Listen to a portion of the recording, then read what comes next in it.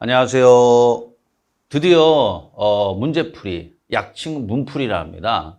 그래서 문풀을 이제 시작하겠습니다. 그래서 이제 여러분들이 우리 뭡니까 핵심 요약 강의를 하고 있잖아요. 그래서 핵심 요약 강의를 하면서 그 이론 강의를 잘 듣고 교재를 보시고 그다음에 오지선다로 이렇게 넘어오시면 됩니다. 그래서 이제 진도는 거의 핵심 요약하고 비슷하게 나갑니다. 그래서 알고 계시기 바랍니다. 자, 그래서 이제 부동산학 총론인데요.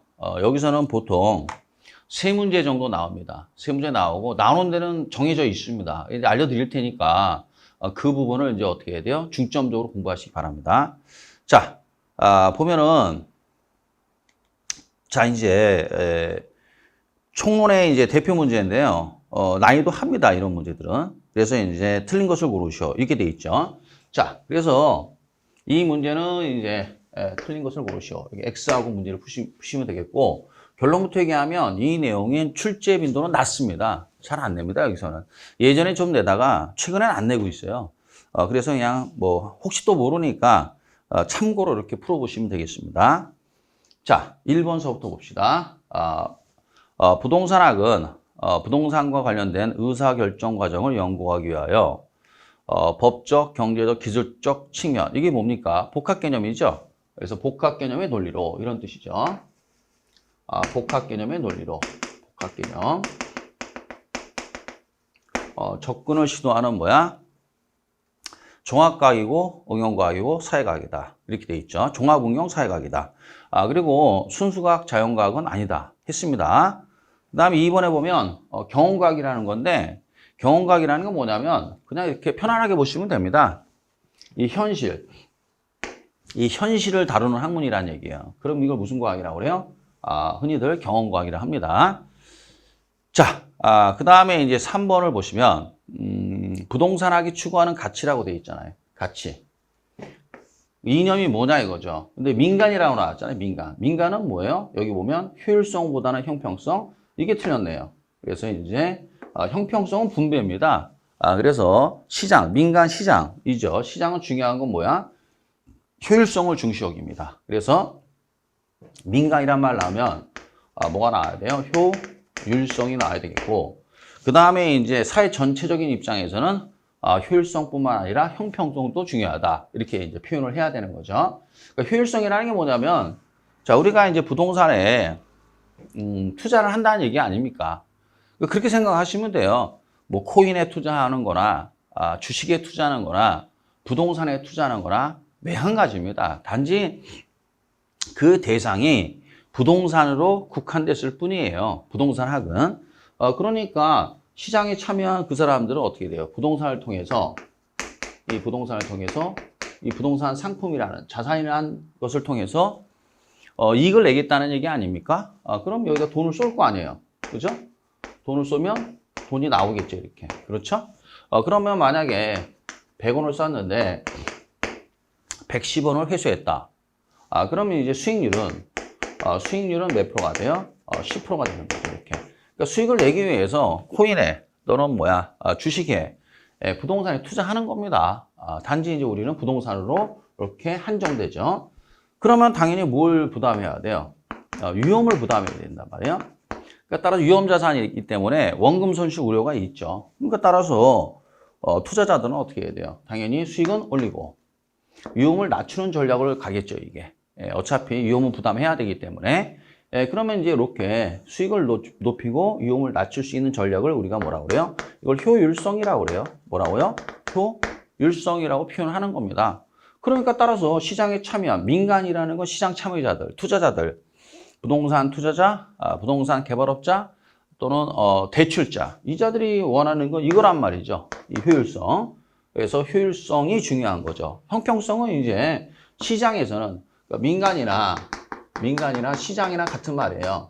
여기서는 형평성을 따지지 않습니다. 왜 그러느냐? 그거는 이제 정부의 역할이에요. 그래서 여기서 이제 효율성이고 정부 입장에서는 뭐야? 효율성뿐만 아니라 모두 중요하다. 형평성도 중요하다. 이렇게 되는 거죠. 형평성은 뭐예요? 분배와 관련된 거예요. 분배. 그래서 저소득층은 주택시장에 참여해서 주택을 분배받을 수가 없죠. 지불 능력이 떨어지니까 이분들을 위해서 이제 정부가 나서서 하는 거죠. 네, 이렇게 알고 계시면 되겠습니다. 그래서 이제 틀린 건 몇 번이에요? 3번이 틀렸죠.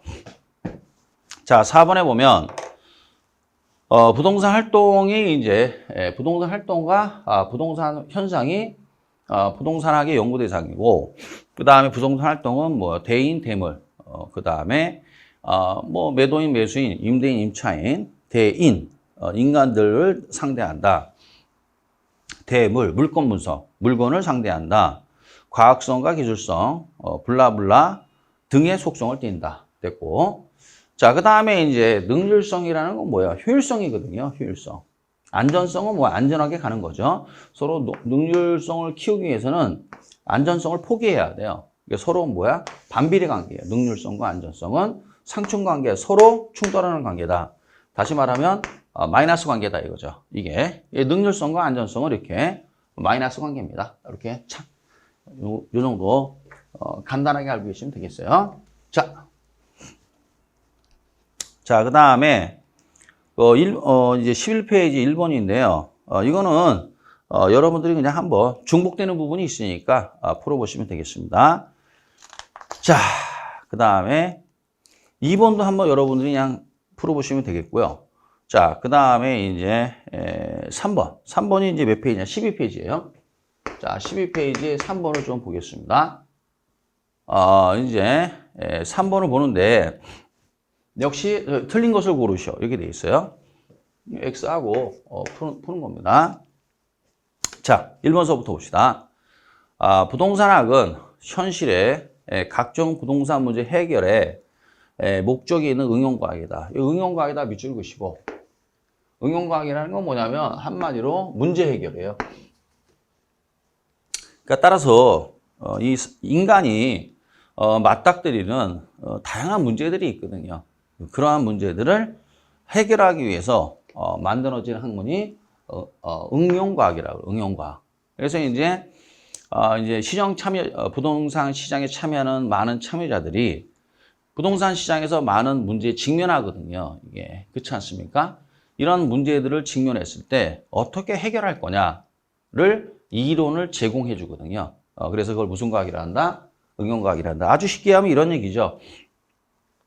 어차피 위험 자산이란 말이에요. 그럼 위험을 줄이기 위해서는 어떻게 해야 되느냐? 포트폴리오, 분산 투자해라. 그러면 어떻게 해야 돼요? 비체계적 위험을 제거할 수 있다. 뭐 이런 식으로 제공해 주는 걸 뭐라 그래요? 응용과학. 자, 그 다음에 이제 여기 2번에 보시면 투자, 금융, 개발, 마케팅이 나왔네요. 등은 결정 분야다. 그랬어요. 여기 보면. 그래서 이제 우리가 결정 분야라는 건 뭐냐면 의사결정 분야죠. 그럼 이게 세 개가 나와야 되겠죠.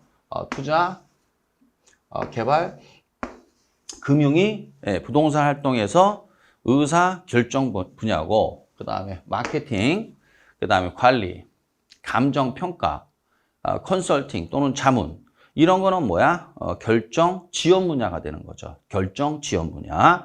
그래서 2번이 이게 틀렸네요. 그렇죠?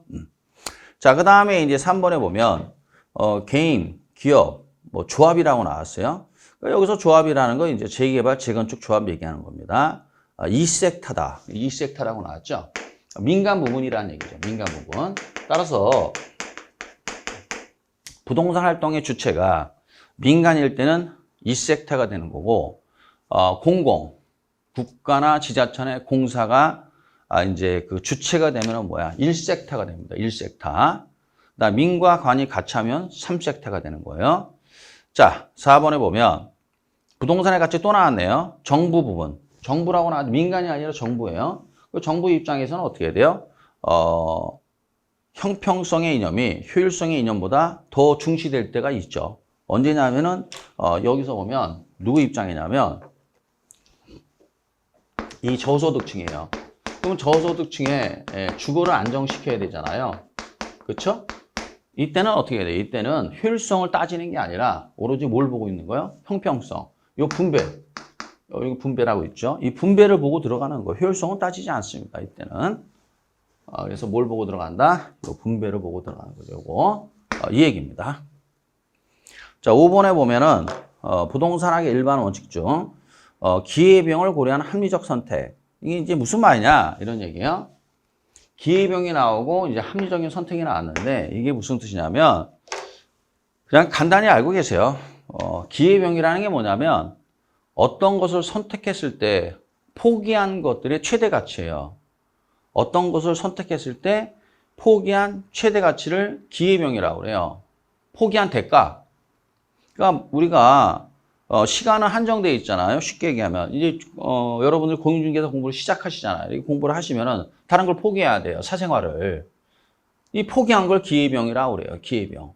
그러면 쉽게 얘기해서 이런 얘기예요. 아주 쉽게 얘기해서. 자, 그러면 우리가 이 중개사 공부를 선택할 수 있는 이 사생활이 있단 말이에요. 사생활이 있겠죠. 이렇게 지금 5월이라 이제 가족들과 좋은 시간을 보내야 되는 이런 어떤 사생활이 있단 말이에요. 두 개를 다 할 수는 없다는 얘기죠. 우리가 정해진 시간은, 인생은 한정되어 있으니까. 그러면 어느 걸 선택을 해야 된다는 얘기죠. 선택. 그래서 이제 여기서 공부를 선택했단 말이에요. 그럼 얘를 포기해야 돼요. 포기한 걸 뭐라고 그래요? 기회비용이란다. 뭐라 한다고요? 기회비용. 그러면 이 합리적 선택이라는 게 뭐냐면 이걸 선택을 했잖아요. 그러면 이 선택한 이 어떤 이 대가가 이게 이제 이거의 대가는 뭐예요? 합격이고, 그렇죠? 합격이고 그 다음에 새로운 직업을, 그죠? 이제 새로운 직업을 이제 갖는 거 아닙니까? 준비 과정이죠. 그러면 기회비용보다 이게 더 커야 된다는 얘기, 기회비용보다. 그럼 이건 합리적인 선택이라는 얘기예요, 이게. 근데 만약에 이게 반대가 됐다. 반대가. 이게 더 크다, 이게. 그럼 이건 비합리적인 선택이 되는 거예요. 합리적이다, 비합리적이다 할 때 보통 이렇게 얘기를 하는 거예요. 근데 우리는 보통 어떻게 해야 돼요? 이게 더 크죠. 여러분들이 이제 이게 더 크니까 기꺼이 어떻게 해야 돼요? 사생활을 포기하는 거죠. 친구들 만나고, 그 다음에 뭐 여행을 가거나, 모임, 이런 것들을 다 포기하고, 여기다 집중을 하는 거 아니에요. 그죠? 이거 집중. 이렇게. 그래서, 이제 좀 더 나은 미래를 이제 개척하기 위해서, 우리 여러분들이 지금 고생하고 계시는 거 아닙니까? 그러니까 여러분들은 합리적인 선택을 하신 거죠. 그래서 이제 요 얘기예요. 그러면 이 합리적인 선택과 관련된 거는 경제성의 원칙이에요. 경제성. 그러니까 경제적이라는 건 이런 뜻도 포함합니다. 참고적으로 알고 계시고, 그 다음에 이제 부동산학의 연구 목적과 관련하여 중시되는 원칙은 뭐야? 능률성이다, 효율성이다, 이런 얘기죠. 그래서 부동산학은 일단 부동산 시장에서 시장 참여자들이 이 능률성 또는 효율성을 달성할 수 있도록 방향을 제시하는 학문입니다. 그러니까 민간 부분이라는 얘기예요. 다시 민간 부분 또는 사적 시장. 근데 정부라는 말이 나오면 좀 달라집니다. 정부라는 말이 나오면 뭐가 나와야 되느냐? 능률성뿐만 아니라 여기 지워버렸네요. 여기 있었는데 형평성도 중요하다. 뭐 이렇게 표현을 하시면 되겠습니다. 좋습니다. 자, 그 다음에 이제 뭐가 있냐면은 자, 그 다음에 이제 4번을 한번 봅시다. 4번에 보면 역시 뭐예요? 틀린 거를 고르시오. 이렇게 돼 있어요. 틀린 거 고르시오. X 딱 치고 문제 풀어야 돼요. 1번. 부동산학은 여러 분야의 학문과 연계되어 있다는 점에서 종합 학문적 성격을 지니고 있다. 이렇게 돼 있죠. 그래서 우리는 뭐야? 종합 학문이란 말이에요. 종합. 이게 왜 그러느냐? 이거 종합 학문 나오면은 복합 개념이 나와야 돼요. 복합 개념. 이 종합 이 말 나오면 딱 뭐가 나와야 돼요? 복합 개념 이게 나와야 돼요. 우리가 이제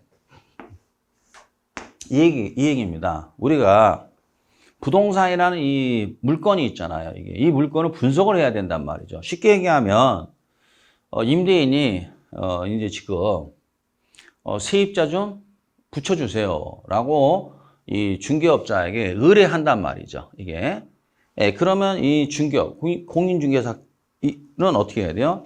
이 전문가니까 그 물건을 분석을 해야 된단 말이죠. 제일 먼저 하는 게 뭐야?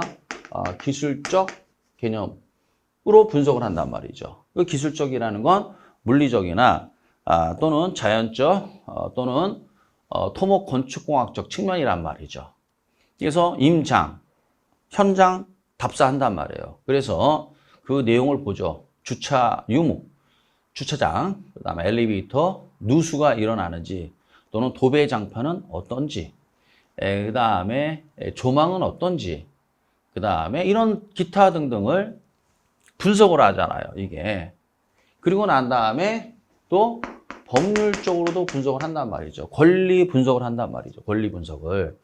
그래서 이게 소유권의 하자나 흠결이 있느냐 없느냐 여부를 등기부를 보고 분석을 한다 이거죠. 그래서 뭐 예를 들어 선순위 근저당이라든가 선순위 임차인들, 임차 보증금이 어떻고 그 다음에 국세, 지방세 체납한 사실이 있느냐 없느냐 이런 걸 다 조사를 해서 임차인을 보호해야 되는 거 아닙니까? 그리고 난 다음에 이제 경제적이라는 건 뭐예요? 경제적이라는 건 결국 그 임대인이 이야기하는 그 전세 보증금이 합당하냐 이거죠. 그 합당하냐, 시세와 맞느냐, 그렇죠? 이런 걸 따진단 말이죠. 그러면 이러한 기타 등등의 전문 지식이 있어야 돼요, 없어야 돼요? 있어야 되는 거죠, 이게. 이러한 기타 등등의 전문 지식이. 뭐 세금까지도 포함해서 이러한 다양한 전문 지식이 있어야 된단 말이에요. 그래서 무슨 과학이다? 종합과학이다 이거죠. 그래서 이제 여러분들이 뭐 등기도 배우고 세법도 배우고 민법도 배우고 뭐 다양한 거 배우는 겁니다. 이렇게. 그 이유가 뭐예요? 이 물건을 분석하는 데 있어서 다양한 전문 지식을 요구하기 때문에 그렇습니다. 그래서 무슨 과학이다? 종합과학이다. 그러니까 종합과학 나오면 뭐가 나와야 돼요? 복합개념, 기술적, 법률적, 경제적. 이게 딱 나와줘야 돼요. 자, 그 다음에 2번에 보시면 이거 제가 외우라고 그랬잖아요. 이렇게. 인간은 합리적이다. 인간은 뭐야? 합리적. 이 말 나오면은 뭐요? 의사결정식이라고 그랬잖아요. 이거 딴 거 생각하지 말고 수업 시간에 제가 강조했죠. 인간은 합리적이다. 그럼 뭐야? 의사결정식이다. 이렇게 하라고 그랬잖아요. 그래서 이제 2번이 뭐야? 틀린 게 되겠죠. 3번에 보시면 부동산학은 토지 및 그 정착물에 관하여 이제 토지 및 그 정착물이라는 게 이제 좁은 뜻의 부동산, 민법상의 부동산이 되겠죠. 민법 제99조 제1항. 그것과 관련된 직업적, 물적, 법적, 금융적 제 측면을 연구하는 학문이다. 그냥 뭐 맞다 이렇게 참고적으로 알고 계시면 돼요. 자, 그 다음에 이제 4번에 보면 종합적 접근 방법 또는 종합식이 나와. 종합식 접근 방법. 그러면 이제 종합이 나오면 뭐가 나와야 된다고 그랬어요. 문장 중에 종합이 나오거나 아니면 뭐야 복합 개념이 나온다고 그랬죠. 종합이 나오면 복합 개념 나온다고 이렇게. 법률적, 경제적, 기술적. 맞죠? 예, 이게 맞는 거에 되는 겁니다. 자, 그 다음에 이제 뭐요? 5번 부동산의 이념적 효율성의 원리는 사적 부분, 즉 민간 부분이죠. 있으며 사익과 그러니까 효율성을 추구한다라는 건 수익을 높이고 위험을 줄인다는 얘기니까 이건 공익이 아니라 뭐야? 사익이죠. 민간에는 사익이죠. 상익, 사익. 그 다음에 이제 공공은 공익이라 하죠. 공공은 공익. 이제 민간은 뭐야? 사사로운 이익, 사익을 추구한다. 그럼 공공은 이제 공공복리라 하잖아요. 그 공공복리 줄여서 뭐라고요? 공익을 추구한다. 이렇게 표현하는 거죠. 이렇게 그 단어들의 의미가 이렇습니다. 이렇게. 자, 됐습니다. 자, 그 다음에 자, 5번을 좀 봅시다. 5번은 뭐냐면 이제 옳은 것을 고르시오 이런 얘기예요. 옳은 것을 고르시오. 그래서 여러분이 좀 아셔야 되는 거는 뭘 알아야 되느냐? 이게 이제 긍정형 문제인데 예전에는 40문제 중에서 한 5문제가 옳은 것을 고르시오예요. 근데 최근에는 40문제 중에서 15문제가 옳은 것을 고르시오예요. 조심하셔야 돼요. 결론은 뭐냐면 옳은 것을 고르시오가 더 어려워요. 그건 알고 공부하셔야 돼요. 자, 기억본 봅시다. 부동산 활동은 공중, 지표, 지하를 포함하는 3차원 공간을 대상으로 전개한다. 이렇게 되어 있어요. 3차원 공간이나 입체 공간이나 같은 말이고 그 다음에 이 표현이 나오면은 민법 212조가 나와야 돼요. 토지 소유권의 범위 이게 나와야 돼요. 그래서 토지 소유권은 정당한 이익이 있는 범위 내에서 토지의 상하에 미친다.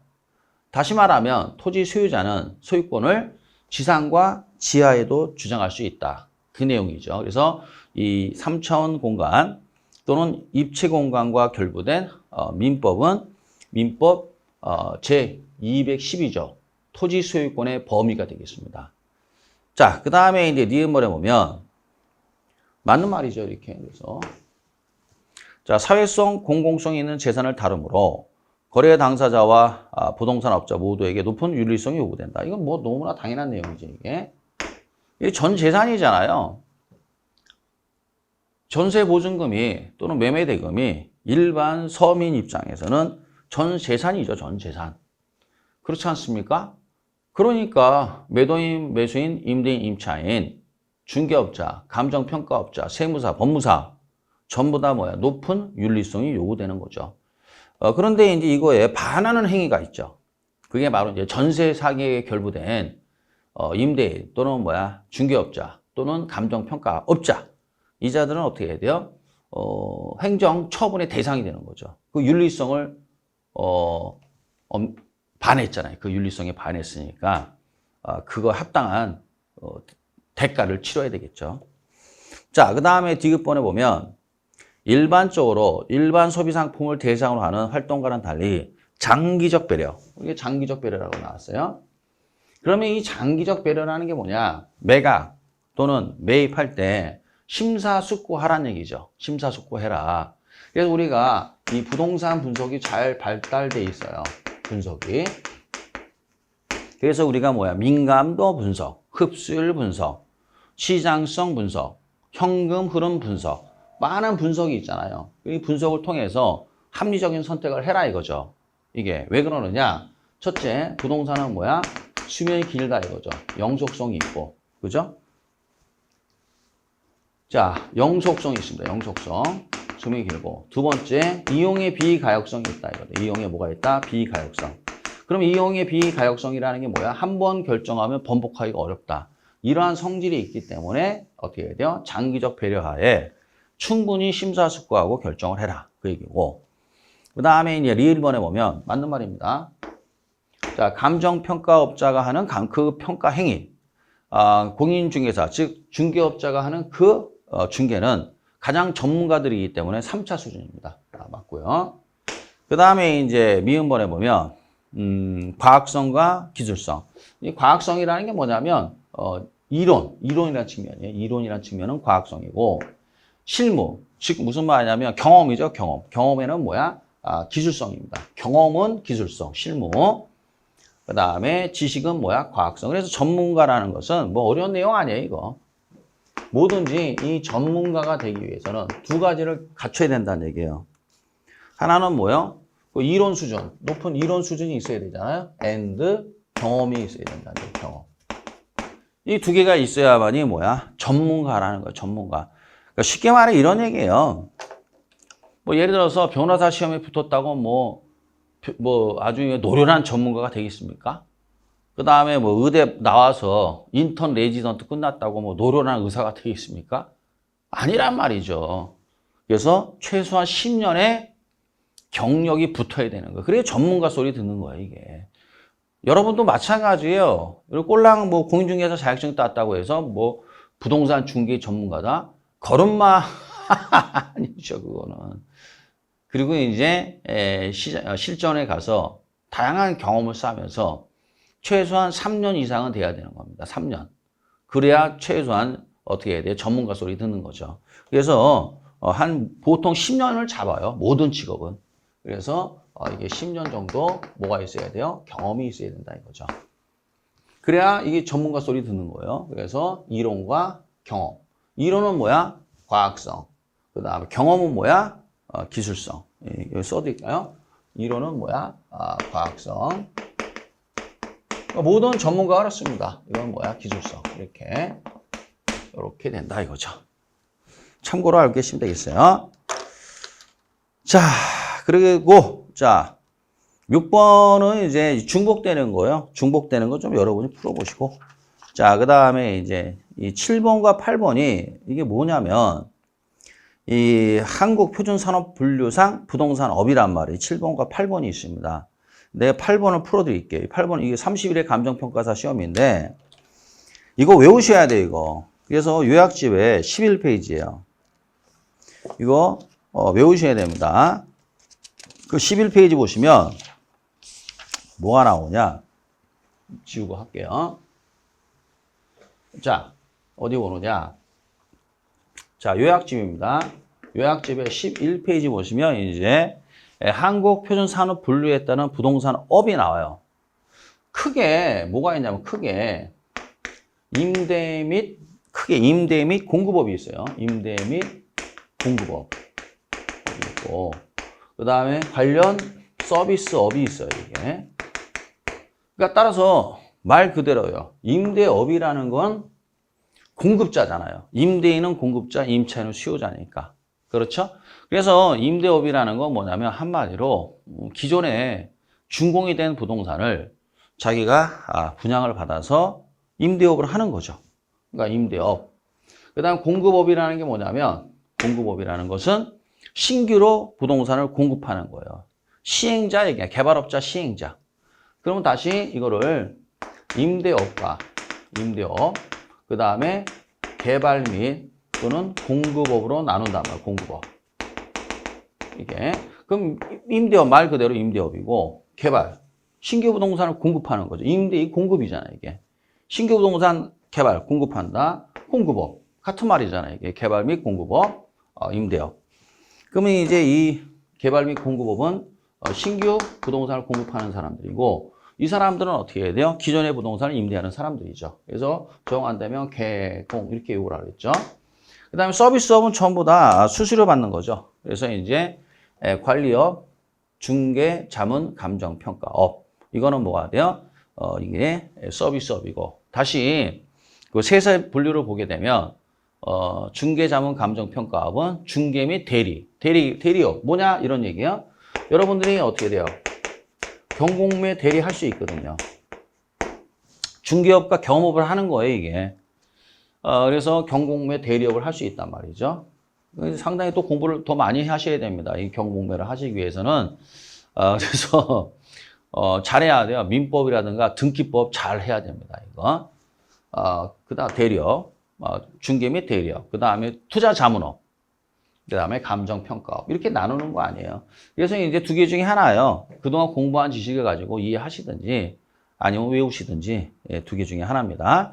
자, 그러면 이제 이게 다 끝났습니다. 자, 그러면 이제 8번 틀린 걸로 고르시오 이렇게 돼 있어요. 자, 그럼 1번이 벌써 틀렸잖아요. 이게 주거용 건물 건설업 이런 건 없잖아요. 건설업은 없고 개발 및 공급업 이게 있었죠. 그 다음에 임대업, 그 다음에 개발 및 공급업, 관리업, 그 다음에 중개자문, 감정평가. 요거는 이제 뭐가, 요 부분은 이제 서비스업이 되고, 요 2번과 3번은 이제 뭐야? 임대 및 공급업이 되겠죠. 그래서 이거 중요하니까, 별 표시하시고, 꼭 이거 외우시기 바랍니다. 알았죠? 예. 자, 좋습니다.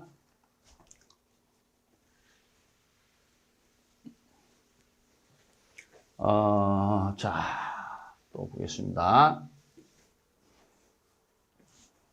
이제 17페이지 보겠습니다. 17페이지 보시면 이제 뭐가 나오느냐? 부동산의 개념 및 분류 나오죠. 17페이지입니다. 17페이지. 자, 그럼 이 17페이지인데, 이 여기가 잘 내요. 지금까지 설명한 데서는 잘 안 냅니다. 어쩌다 한 번씩 내고, 주로 내는 게 여기서는 이제 뭘 내느냐. 지금 우리가 16페이지까지 진도가 나갔는데, 여기서는 주로 나오면은, 이제 한국표준산업 분류, 이걸 좀 내고, 나머지는 잘 안 냅니다. 근데 이제 여기서는 좀 내죠. 17페이지서부터는. 부동산의 개념, 이건 잘 냅니다. 그래서 부동산의 개념, 그러면 토지 용어, 주택 용어, 그다음 부동산의 특성, 주로 여기서 냅니다. 세 문제 정도 냅니다. 자, 틀린 걸로 고르시죠. 1번. 자, 협의 부동산이든 뭐 좁은 뜻이든 민법상이든 모두 같은 말이고 민법 제99조 제1항에서 뭐야? 토지 및 그 정착물을 말한다. 2항 이외의 물건은 뭐야? 동산이다. 그래서 이제 부동산과 동산으로 나누는 이유를 배웠잖아요. 그래야 물권을 배우자, 물권. 여러분들이 민법 시간에 물건의 권리, 물권을 배우잖아요. 근데 이 물건이 부동산이냐 동산이냐에 따라서 권리의 태양과 공시 방법이 달라진단 말이에요, 이게. 그래서 이제 부동산은 등기해야만이 권리 변동이 발생하는 거고, 부동산 등기법에 의해서 등기해야만이, 동산은 점유 또는 인도가 되겠죠. 그 다음에 이제 담보물권 중에서 부동산은 저당권의 대상이 될 수 있지만은 동산은 될 수가 없죠. 이런 차이점이 있다는 얘기죠. 그래서 물권에서 이렇게 애 때문에 부동산과 동산으로 나누는 거고, 민법에서. 그 다음에 이제 공간, 자연 위치 환경은 당연히 물리적 개념의 부동산이죠. 이거 외워버리라고 그랬죠, 이거. 간단한 거니까. 3번에 보면 협의의 부동산을 포함한 토지 및 그 정착물을 포함한 공시수단을 갖춘 독립된 거래기체. 이걸 뭐냐? 준부동산 얘기하는 거예요. 준부동산을 의미하는 겁니다. 그러면 이제 토지 및 그 정착물에다가 준부동산까지 더했잖아요. 그럼 넓은 뜻의 부동산이고, 이거는 법률적 개념이죠. 법률적 개념. 맞는 말이고. 자, 4번에 보시면 뭐가 나옵니까? 공장재단, 과업재단, 자동차, 어권, 항공기, 의제부동산, 준부동산인데 뭐 때문에 틀렸느냐? 과수원 때문에 틀렸죠. 과수원. 이것 때문에 틀렸다. 과수원은 뭐야? 준부동산이 아닙니다. 그렇죠? 그러면 이 준부동산 또는 의제부동산 같은 말이에요. 그러면 이 준이라는 거, 의제라는 게 뭐냐? 의제라는 게 이게 뭐뭐로 간주한다 이런 얘기거든요. 그러니까 부동산이 아니란 얘기죠. 토지 및 그 정착물이 아닌데 일정한 요건을 갖추면 부동산으로 간주하겠다 이런 뜻이에요. 그래서 부동산, 토지 및 그 정착물은 아니란 얘기죠. 그래서 이제 결국은 그 토지 및 그 정착물이 아니니까 동산이나 또는 동산과 부동산의 결합물이 일정한 요건은 뭐야? 등기 등록이라는 거예요. 요건. 그 요건이 뭐냐? 요건을 갖춰야 돼요. 요건은 각각의 개별법에 의해서 등기나 등록이라는 요건을 갖춰야 돼요. 그럼 이 요건을 갖추면 의제 부동산이 되고, 그럼 부동산으로 간주되니까 저당권의 대상이 될 수 있는 거죠. 그렇죠? 그럼 예컨대 이제 뭐예요? 공장 및 과업재단 저당법에 의한 어디 있어요?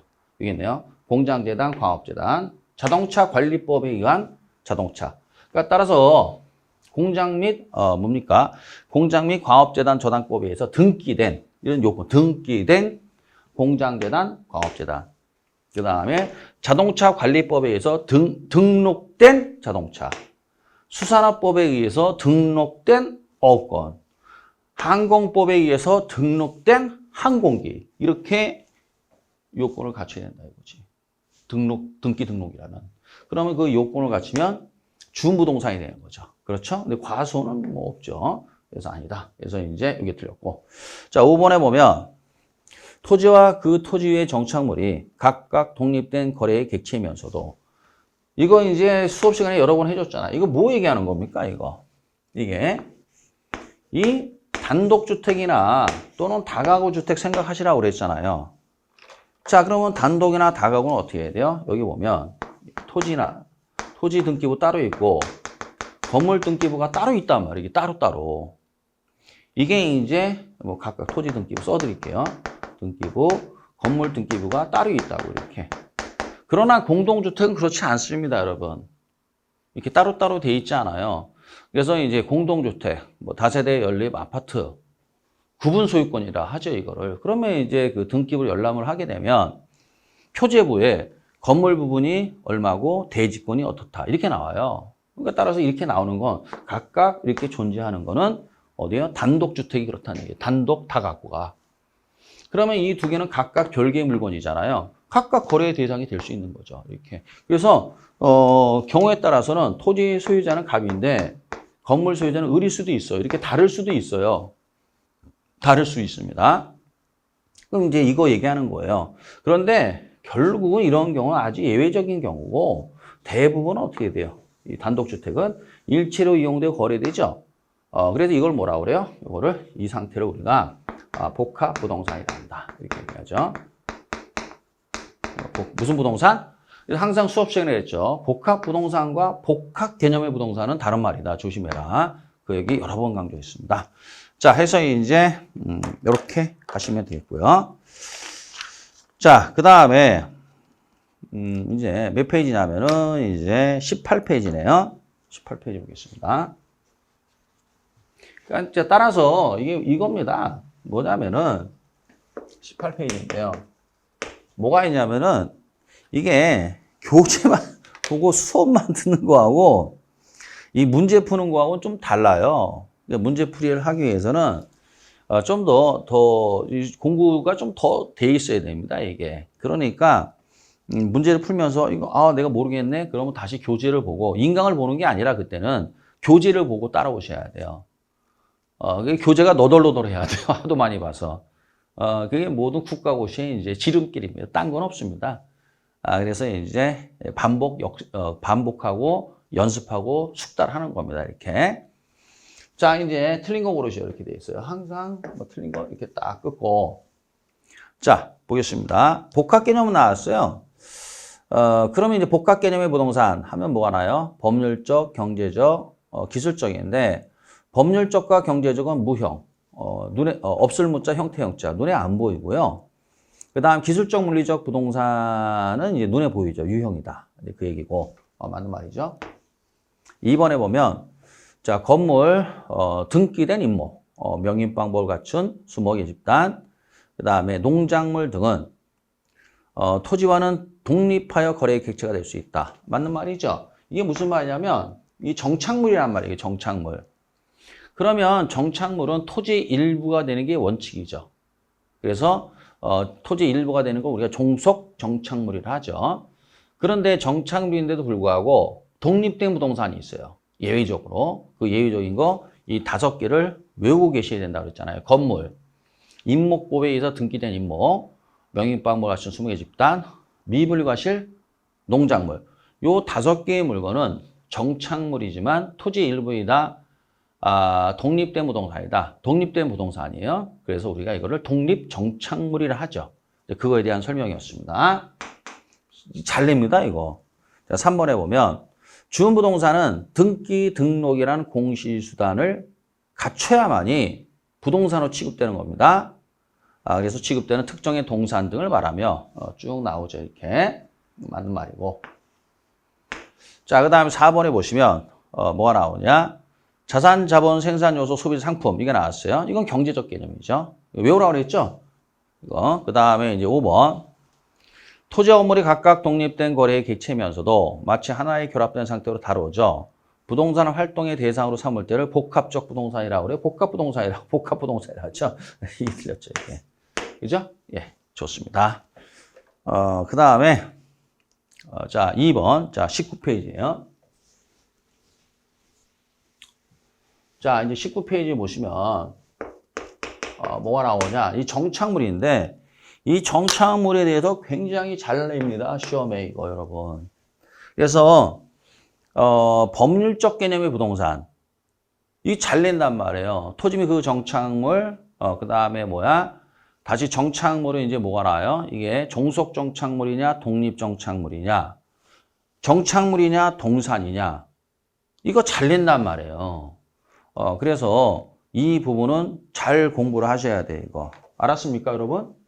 이거 잘 공부해야 된단 말이에요. 특히 이 정착물 이거. 그러니까 따라서 우리는 확률적으로 공부를 하는 거예요. 어차피 65점에도 75점만 맞으면 되는 거니까 뭐 모르는 거 나오는 거 당연한 거고 그다음에 그 정도만 맞고 마는 거예요. 그리고 이제 실무 나가서 더 공부하시는 겁니다. 여기서 무슨 실무까지 언급할 수는 없고 뭐 따라서 그러면 어떻게 해야 돼요? 효율적으로 확률적으로 공부해야 되겠죠. 확률적으로 잘 나오는 데 위주로 공부를 하는 거예요. 나머지는 적당히 보고 그 다음에 확률적으로 많이 나오는 데 위주로 봐야죠. 그래 공부 시간을 단축하는 거 아닙니까? 정착물 잘 낸다니까요. 잘 공부하시기 바랍니다. 자, 1번 정착물이란 토지나 건물 등에 부착되어 여기서 이제 중요한 말은 뭐냐면요. 이게 정착이라는 게 붙어 있다 이런 뜻이에요. 부착, 정착, 접착 이런 뜻이에요. 근데 토지나 건물에 어떻게 부착돼야 되느냐? 항구적으로 부착돼야 돼. 항구적으로. 만약에 일시적으로 부착되면 그거는 동산입니다. 정착물 아닙니다. 지속적으로 사용됨이 사회 경제적으로 타당하다고 인정된 물건이다. 이렇게 맞죠? 그러면 정착물로 판단되면 원칙은 이제 종속 정착물, 토지 일부가 되는 겁니다. 즉 토지 소유권으로 귀속된다는 얘기예요. 그 정착물의 소유권이. 그런데 5개의 물건은 독립정착물이죠. 이거는 별개의 부동산입니다. 그거 조심하셔야 되겠죠. 2번에 보면 이게 정착물인지 아닌지 헷갈린다 이거예요. 이게 동산이 정착물이냐 구별 못하겠다. 그럼 그냥 정착물로 판단합니다. 정착물로 판단해서 만약에 매매가 일어나면 매수인 소유가 되는 겁니다. 자, 3번에 보면 이걸 좀 고치셔야 되는데 여기 보면 여기 이제 지붕은 좀 지우십시오. 여기 지붕 지우고 뭐 담장이나 울타리나 뭐 몇 가지 아니에요. 지붕 지우세요. 그래서 좀 오탄데 이제 여기 보면 토지의 일부가 있죠. 토지의 일부. 정착물 중 토지의 일부가 대표적인 게 뭐냐? 좀 쓰세요. 수목. 그렇죠. 수목. 수목이라는 게 뭐냐면 다년생 식물입니다. 뭐라고요? 다년생 식물, 수목. 교량. 터널. 그 다음에 이제 뭐야? 담장. 그 다음에 국어. 요 등. 자, 이런 것들은 어때요? 이런 것들은 토지의 일부입니다. 토지의 일부. 알겠죠? 예, 그래서 이거 중요해요. 요거. 이 수목을 다른 말로 뭐라 하느냐?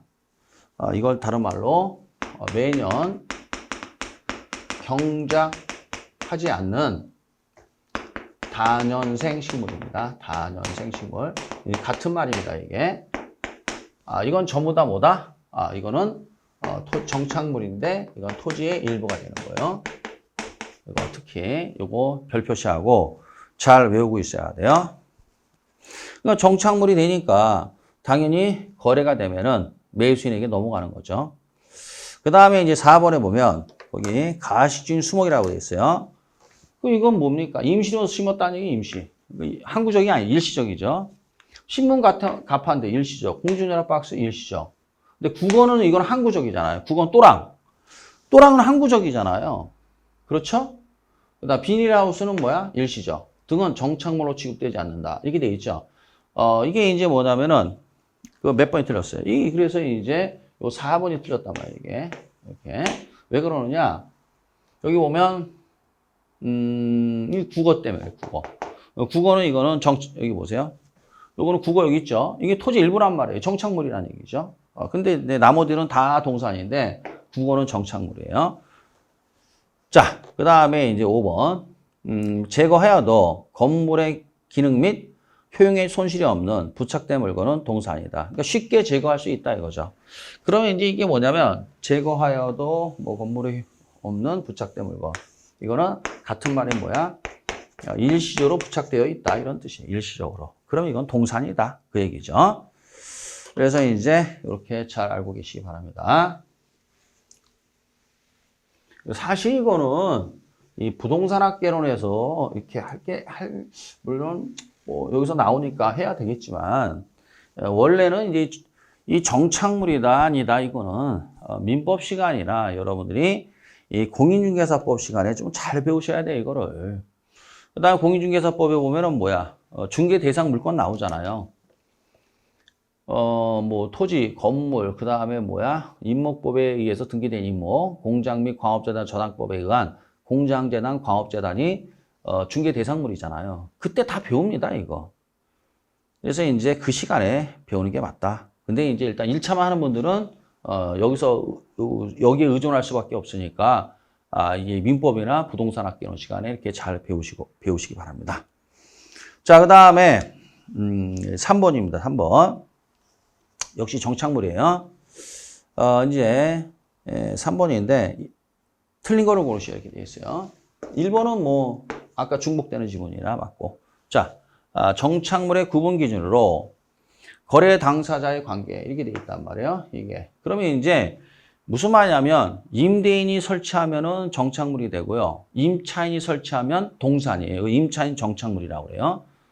그다음 부착 방법 항구적이냐 일시적이냐. 부착 목적, 임대 목적이냐 뭐냐 이거죠. 근데 경제적 가치 요거 때문에 틀렸어요. 이거 어렵죠. 이 경제적 가치는 정착물의 구분 기준이 아닙니다. 이게. 그래서 경제적 가치는 정착물의 구분 기준이 아니에요. 그다음 물리적 손상 없이 제거 가능하더라도 그렇죠? 가능하더라도 이제 그러면 이제 일시적이라는 얘기예요. but 그러나 그게 없으면 효용의 감소나 기능상 하자가 발생하는 경우 이는 정착물로 간주해요. 이거 예외입니다. 예외. 따라서 원칙적으로 어떻게 해야 돼요? 쉽게 제거할 수 있다. 일시적이다. 그럼 이거는 동산이에요. 그렇지만 이걸 제거하게 되면 건물의 효용이나 기능에 영향을 준다. 그럼 예외적으로 이거는 정착물로 인정합니다. 정착물로. 그게 가장 대표적인 게 뭐냐면 방충망입니다. 방충망. 방충망은 어떻게 돼요, 여러분? 이거는 일시적이죠. 즉 쉽게 제거할 수 있잖아요. 그렇지만 그거 없으면 굉장히 불편하기 때문에 이런 경우는 예외적으로 어떻게 해야 돼요? 정착물로 인정합니다. 3번에 보시면 이제 뭐가 나왔을까요? 자, 정착물은 토지와 서로 다른 부동산으로 간주되는 것과 이 이제 독립 정착물과 토지의 일부로 간주되는 거 종속 정착물로 나눌 수 있다. 자, 그 다음에 4번에 보면 불납 이건 모르셔도 됩니다. 이거 몰라도 됩니다. 근데 중요한 건 임차인 정착물만 알면 돼요. 그러니까 임차인이 자기의 편의를 위해서 설치한 물건들이에요. 이건들은 이제 이거는 여기 말로만 정착물이지 이건 이 정착물 아닙니다. 이건 뭡니까? 동산입니다. 동산. 자, 5번에 보면 토지에 정착되어 있으나 심어져 있으나 매년 경작의 노력을 요하지 않는 수목이라고 나왔죠. 매년 경작의 노력을 요하지 않는 수목. 이거죠? 이거는 뭡니까? 아까 설명했죠. 뭐라고 그랬어요? 토지 일부 정착물이라고 그랬죠. 수목이나 단연생 식물은 뭐야? 정착물로 간주한다. 토지 일부죠, 이거는. 그래서 제가 이거 지워버렸네요. 그래서 이제 토지 일부로 간주한다. 이렇게 되는 거죠. 예, 여기까지 해서 됐고요. 해서 여기까지 좀 설명을 했고요. 그 다음에 잠시 쉬었다가 또 이어서 진도 나가도록 하겠습니다.